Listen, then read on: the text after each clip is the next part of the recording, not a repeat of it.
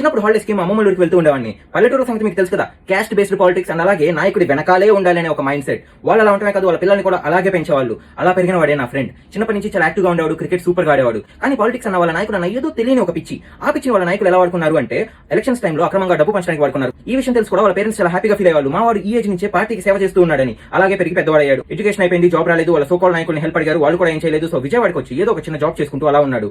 ఈ సమయంలో వాళ్ళ పార్టీ అగ్రనేత అరెస్ట్ అయ్యాడు. దీన్ని బట్టి మీరు కంక్లూజన్స్ కి రాకండి, మన ఆంధ్రాలో ఉన్న రెండు పార్టీల ఇద్దరు అగ్రనేతలు ఒకనొక టైంలో అరెస్ట్ అయిన వాళ్ళే. సో ఈ న్యూస్ బయటికి రాగానే ఇది విని షాక్ అయ్యి మీడియాలో 1కి 10 సార్లు వస్తున్న అక్రమ అరెస్ట్ అనే న్యూస్ ని చూసి ఎక్కువ ఆలోచించి హార్ట్ అటాక్ వచ్చి చచ్చిపోయాడు.